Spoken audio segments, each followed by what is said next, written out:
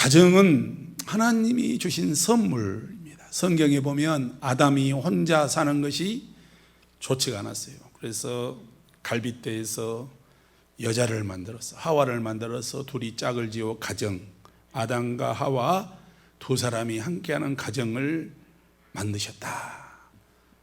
또 교회를 선물로 주셨어. 독생자 예수님을 이 땅에 보내서 예수의 십자가 피로 우리 모든 죄를 사하고 어둠의 마귀의 자녀들이 하나님의 자녀로 영접하면 거듭나 하나님의 자녀로 교회를 모아 하나님이 교회 사랑으로 섬길 수 있도록 교회를 선물로 주셨어요.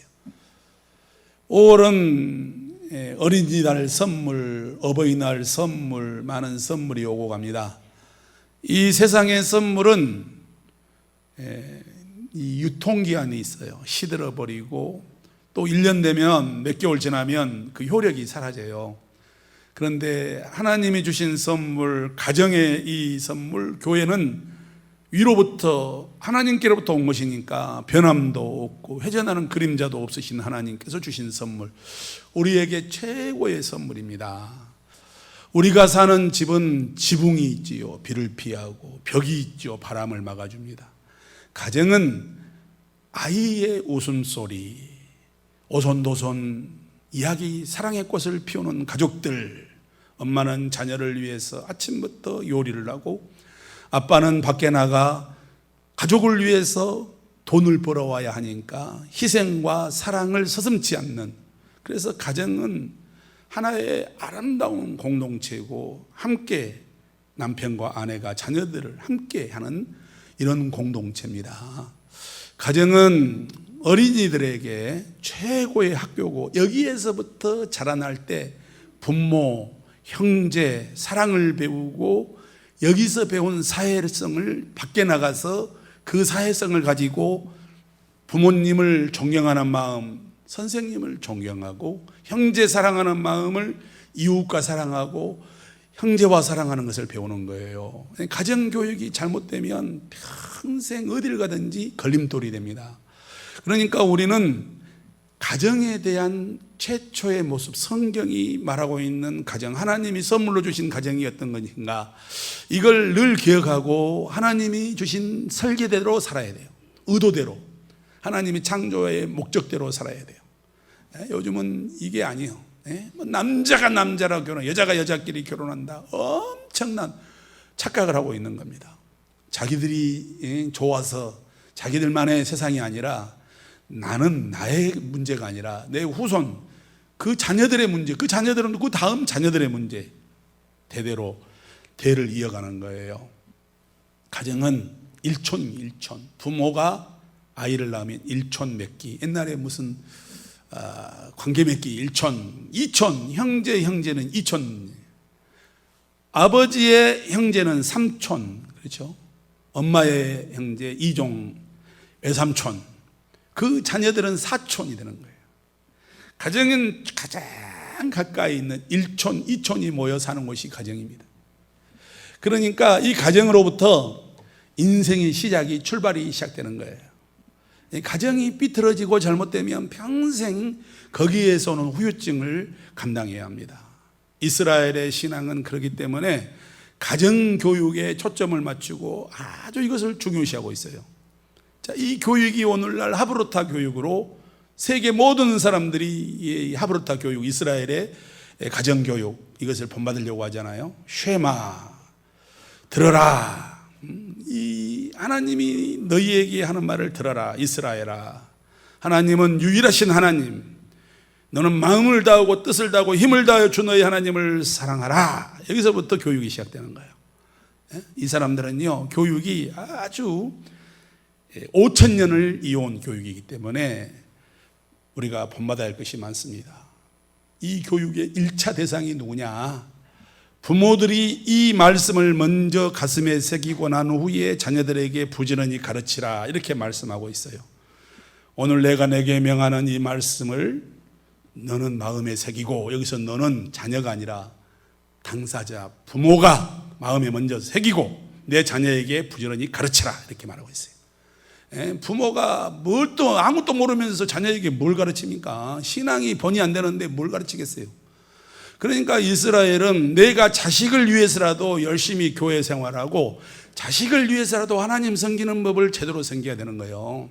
자기가 개떡처럼 섬기고 주의를 우습게 알고 하나님을 우습게 알면 자녀들이 똑같이 따라오는 거예요, 이렇게. 그러니까 성경은 자녀들에게 가르치기 전에 네가 먼저 마음에 새기고 난 후에 자녀들에게 가르쳐라. 쉐마, 들어라. 이것은 새겨 들어야 될 얘기다. 할렐루야. 오늘 이걸 우리들이 내가 내 인생은 어차피 좀 꼬였어도 자식은 인생이 잘 풀려야 되잖아요. 그러면 자식을 위해서라도 우리가 열심히 바르게 예수 믿고 바르게 살아야 돼. 그래야 나는 어차피 살아온 이 인생이 조금 내가 봐도 마음에 안 들지만은 내 자식의 인생은 잘 피해 나가요. 쭉 고속도로 시온의 도로가 열려 큰 길이 열려서 하나님께 쭉 나갈 수 있도록 축복으로 막 나갈 수 있도록. 할렐루야. 이게 부모가요 자식을 위해서라면 별것을 다 해요. 우리가 자녀를 위해서 뭘 못할 일이 뭐가 있겠어요. 두 번째, 이스라엘의 가정교육은 이 사람들은 아주 민족 교육입니다. 여러분, 나라 사랑 교육이에요. 이것이 하루아침에 나온 게 아니고 노예생활, 히브리인들이 애굽에서 나왔잖아요. 바벨론 포로로 잡혀갔잖아요. 2000년 또 로마에게 멸망당하고 다시 돌아왔잖아요. 이 사람들의 머릿속에는 가정과 이 교회, 신앙 공동체가 뗄래야 뗄 수 없는 관계예요. 2000년 동안 개토, 얼마나 유럽 사람들에게 구박받고 히틀러에게 600만 명이 죽임을 당하고 그들이 거기서 느낀 것은 뭐냐? 나라는 없어졌지만 가정은 있잖아요. 가정제도. 가정에서 안식일, 가족들이 신앙교육은 철저하게 했습니다. 나라는 망했지만 가정은 망하지 않았어요. 그래서 유대인들이 이 가정에서 5000년 학습법을 오늘의 많은 사람들이 배우려고 하는 거예요. 그게 하브루타 교육이에요. 하브루타는 부모가 자식들을 앉혀놓고 안식일, 이날은 무슨 일이 있어도 다 모이는 거예요, 가족들이. 그리고 부모는 자녀들에게 의무적으로 교육을 합니다. 그 교육은 토라, 탈무드, 성경이에요, 성경. 질문해라. 애기들이 학교 갔다 오면은 이스라엘의 부모들은 몇 등 했냐? 오늘 점수 몇 점 받았냐? 이거 물어보지 않아요. 점수는 하나도 안 중요해. 너 오늘 질문 몇 개 했냐? 계속 물어보라는 거예요. 아이들이 이 자체에 질문이 생겼다는 얘기는 뭐예요? 의문점이 생겼다는 얘기는 해답을 찾으려고 하는 그런 갈구함이 있어. 이것이 중요하다는 거예요. 그래서 유대인들의 이 교육은 우리가 잠자리 교육이라고 그래요. 베갯머리 교육. 우리가 유럽의 이 미국의 영화 보면은 부모들이 잠잘 시간이다 침대에 누우면 동화책 읽어주세요. 동화책을 읽어줘요. 옛날에 호랑이가 담배 피던 시절이 이게 아니고 이것은 변질된 거예요. 원래 이스라엘 사람들에게서 나온 교육이요. 잠자리 들 때 성경 하브루타 하나님의 말씀을 읽어주는 거예요. 아이들이 이 안에 머릿속에 잠자면서 무의식 속으로 이 하나님의 말씀이 스며 들어가는 거예요. 하나님을 사랑하라. 마음을 다하고 뜻을 다하고 주 너희 하나님을 사랑하라. 성경을 읽어주는 거죠. 밥상머리 교육. 밥을 먹으면서 우리는 복달아 난다 말하지 마라. 그게 아니고 오늘 학교에서 무슨 일이 있었냐, 어려운 일이 뭐냐, 너 궁금증이 뭐냐, 이것을 밥상머리에서 교육을 하는 거예요. 그러니까 오늘날 참 이게 안 되는 게 엄마의 역할이 중요해요. 이번에 무서운 이 발표를 하더라고요. 서울이 1000만 명 아니에요. 15만 명, 13만 명의 아이들이 20대 청년들이 6개월, 1년 동안을 방 속에서 방콕 한대요. 나오질 않는데. 이유가 뭐냐? 이유는 직장을 구해봤는데 안 되고 왕따 당하고 군대를 갔는데 힘들고 그러니까 방문을 닫아 걸고 나오질 않는 거예요. 부모들도 관심을 안 갖는 거예요. 이 아이들이 30대, 40대 나가면서 결혼도 하지 않고 사회와 담을 쌓고 있는 거죠. 아니, 내 얘기가 아니라 지금 서울시가 이번에 대책반을 만들었더라고요. 뉴스에 나오는 얘기입니다.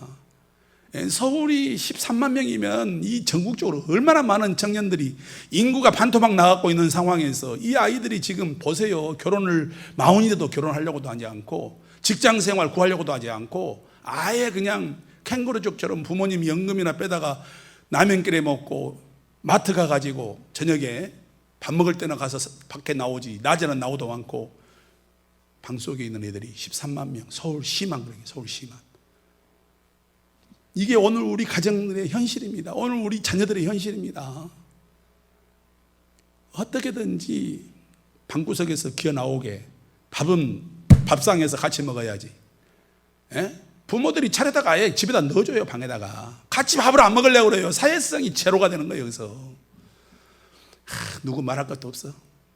많은 가정이 지금 이렇게 아이들을 망치고 있습니다. 망치고. 이스라엘은 무조건 나와 같이 밥을 먹고 대화를 하는 거야. 그리고 그 아이들이 마음속에 있는 것은 마음대로 질문하게 하는 거예요. 질문할 때 막 칭찬하는 거예요. 더 물어봐. 더 물어봐라.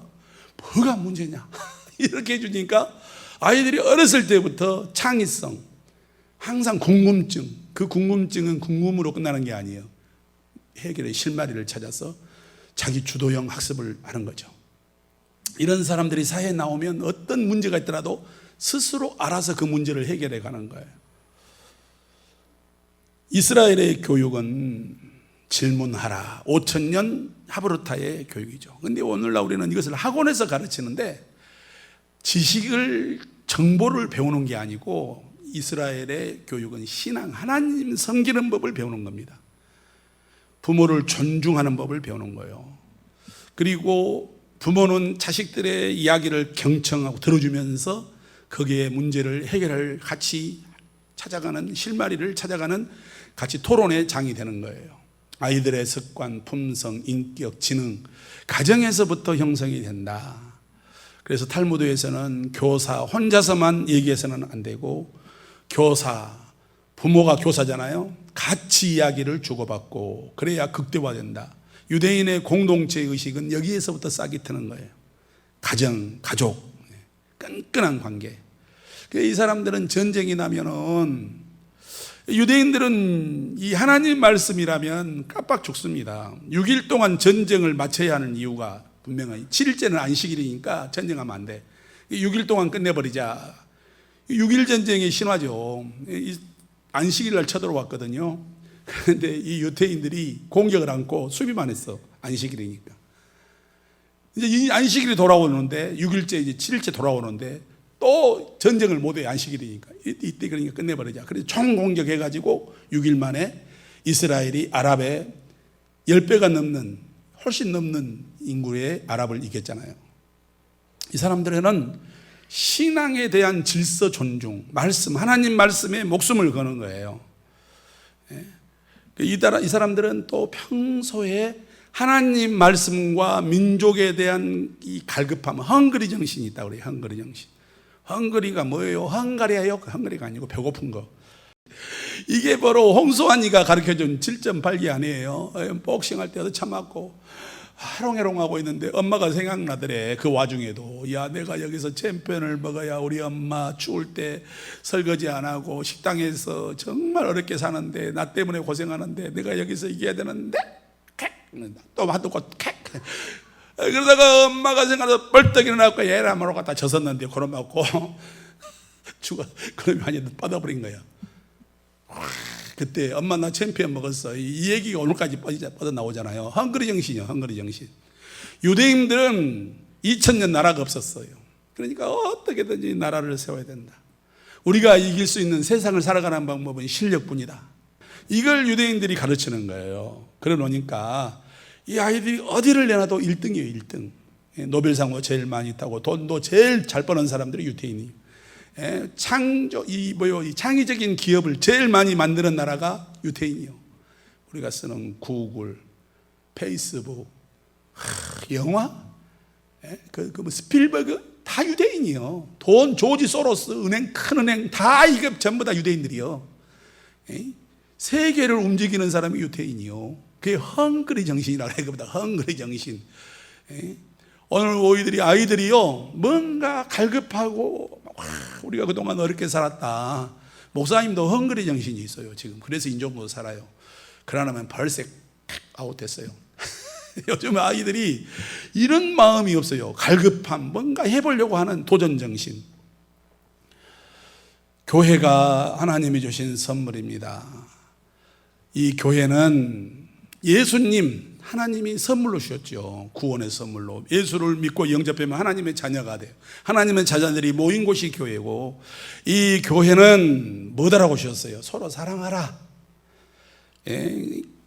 마귀는 가정을 허물고 하나님은 교회를 세우고. 그러면 누가 우리의 이웃인가를 알아야 돼요. 요즘 인본주의, 자유주의, 이들의 뿌리는 뭡니까? 하나님 필요 없다, 우리끼리 세상을 만들겠다. 옛날에 그런 말이 한참 유행했어요. 신은 지구를 떠나라, 이것은 우리 것이니까 우리가 알아서 하겠다. 이런 사상들이 있었어요. 그 사상이 유토피아, 공산당이에요. 인본주의입니다. 그 말을 처음에 시작한 철학자가 니체예요. 4살. 니체가 4살 때 아버지가 죽었어. 아버지가 독일의 루터교회 목사님이셨어요. 아버지가 목사님이 늘 그래요. 목사님 죽으면 사모님 여러분들 꼴 못 보죠. 사모님이 아무리 좋아도 나 죽으면 여러분 사모님 가라 그래요. 이 니체가 아버지가 죽으니까 엄마가 비참해진 거예요. 4살짜리가 못 알겠어요. 할머니 집으로 들어갔어. 시댁으로. 고모가 아주 노처녀 히스테리 그러잖아요. 시집 안 가고 집에서.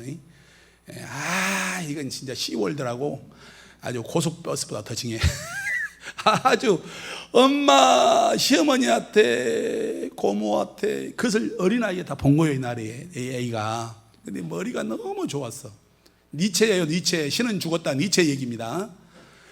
이 양반이 자라면서 그 상처가 많고 또 얼굴이 보면은 별로 못생겼어요. 사진 다 나와 있어요. 보세요. 애인한테 발길 당해가지고 공부는 엄청 잘했어요. 성경도 다 외울 정도로. 그래서 이 아는 소년 목사님이다. 근데 자라오면서 그런 교회에 대한 반감, 사회에 대한 반감, 결국 그가 뭐라고 말했습니까? 신은 내게 없다. 신은 죽었다. 옛날에는 있었는데 그분은 돌아가셨다. 그분의 이 이야기가 유럽 사회를 뒤집어 버린 거예요. 지금 포스트 모더니즘, 인본주의 다 서울대학 어떤 교수가 나와서 그러대. 현대의 철학자가 뽑은 1위가 누구냐? 니체예요. 왜 니체가 그러면 1위냐? 현대인들이 하나님을 등진 거예요. 필요 없다는 거예요. 우리끼리 산다는 거예요. 이제는 교회는 점점 무너져 가고 있어요. 별 사상들이 나와가지고 교회가 지금 모여들, 유럽이 지금 교회가 텅텅 비고 있습니다.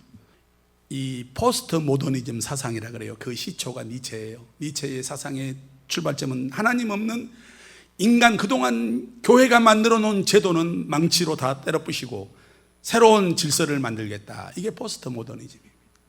지금 우리가 사는 이 시대는 가정을 해체시키고 지금 교회를 무너뜨리고 가정을 무너뜨리는 사람은 누구냐? 마귀고, 교회를 세우고 가정을 세우고 세우는 사람은 누구냐? 하나님의 나라, 하나님의 자녀들, 하나님의 종들은 교회를 세우고 가정을 세우고. 할렐루야.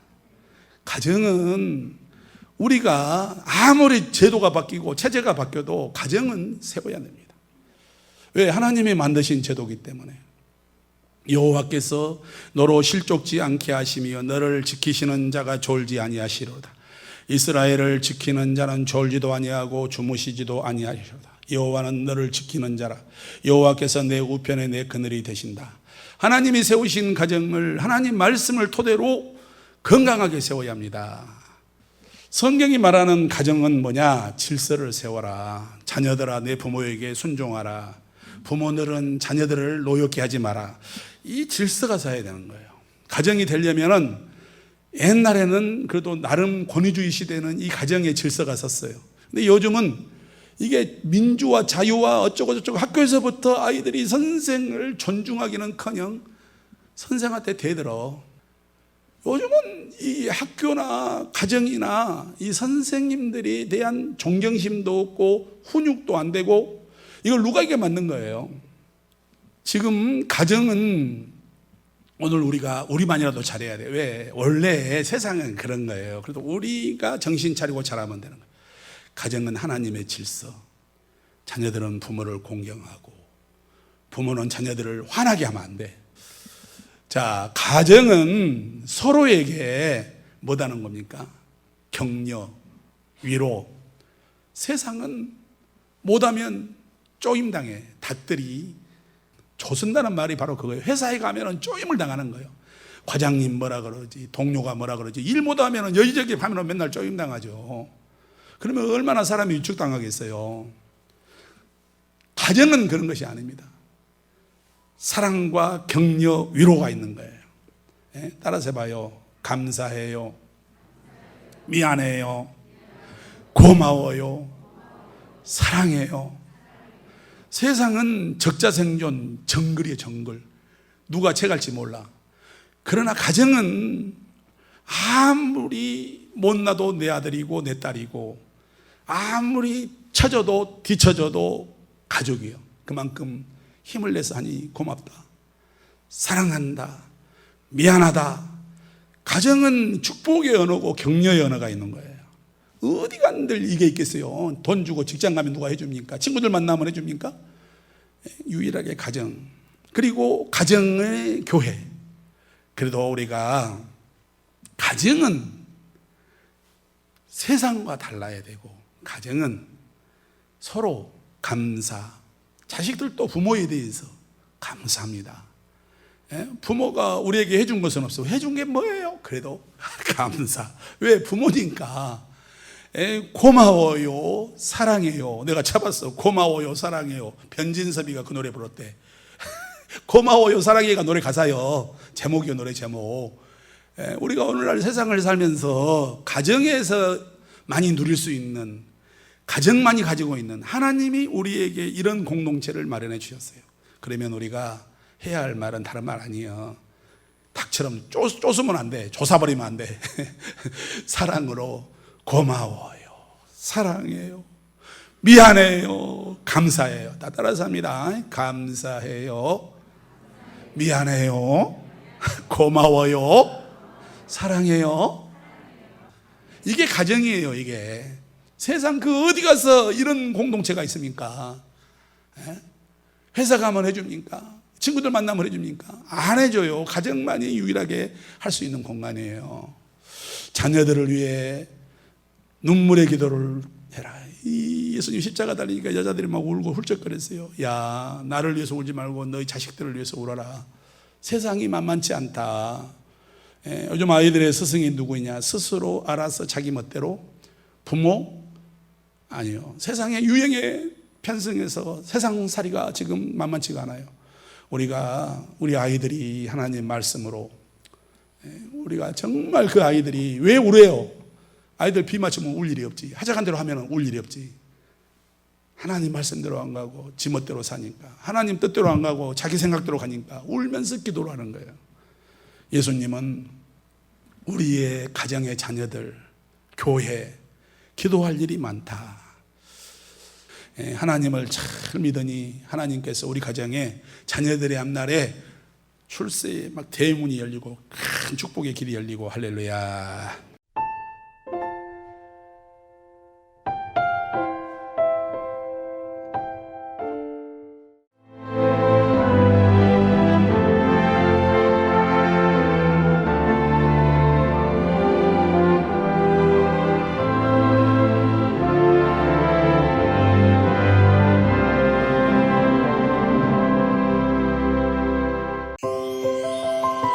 여기 대한민국 사람 누구나 사랑하는 섬이 있습니다. 봄철 찾아가고 싶은 섬을 넘어 꼭 찾아가야만 하는 섬, 천사섬 신안 보랏빛 퍼플섬. 보랏빛 길과 보랏빛 지붕과 보랏빛 향기 가득한 라벤더까지, 보라 세상의 모든 보랏빛을 만나시라. 섬 라벤더 축제를 천사섬 신안.